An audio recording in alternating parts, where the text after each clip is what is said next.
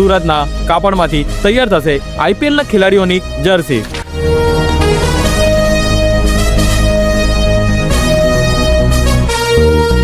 IPL શરૂ થવાને હવે ગણતરીના દિવસો બાકી રહ્યા છે। 22મી માર્ચથી શરૂ થઈ રહેલી આઈપીએલમાં અલગ અલગ ટીમો મેદાનમાં ઉતરવા માટે તૈયાર છે। તમને જણાવી દઈએ કે આઈપીએલ રમનાર તમામ ક્રિકેટરો સુરતના ફેબ્રિકમાંથી તૈયાર જર્સી અને ટ્રેક પેન્ટમાં જોવા મળશે। આ ખાસ જ્યુરિક મટીરિયલમાંથી તૈયાર કરવામાં આવે છે, જે પોલિસ્ટર કાપડ હોય છે અને પોલિસ્ટર બનાવવામાં સુરત હબ છે। ખાસ આઈપીએલને કારણે સુરતના વેપારીઓને 75 કરોડ રૂપિયાનો વેપાર મળ્યો છે। આઈપીએલના ખેલાડીઓના જે ડ્રેસ બને છે તેના કાપડ ઉપરાંત દર્શકો મેદાનમાં જે જર્સી પહેરીને જતા હોય છે તે જર્સીનું કાપડ પણ સુરતમાં જ તૈયાર થાય છે અને ખેલાડીઓ માટે બનાવવામાં આવતા ડ્રેસનું કાપડ અનેક વિશેષતા ધરાવે છે। આ કાપડની વિશેષતા એ છે કે આ એક લાઇટ વેટ ફેબ્રિક હોય છે, ડ્રાય ફિટ હોવાની સાથે યુવી પ્રોટેક્ટેડ હોય છે। ખેલાડીઓ જ્યારે રમે છે ત્યારે તેમના મૂવમેન્ટને ધ્યાનમાં રાખીને આ કાપડ ખૂબ જ સ્ટ્રેચેબલ બનાવવામાં આવે છે।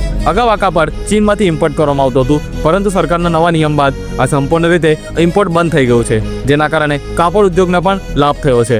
સુરતમાં પોલિસ્ટર ફેબ્રિક સાથે સંકળાયેલા વેપારીઓ અને યુનિટની સંખ્યામાં પણ વધારો નોંધાયો છે।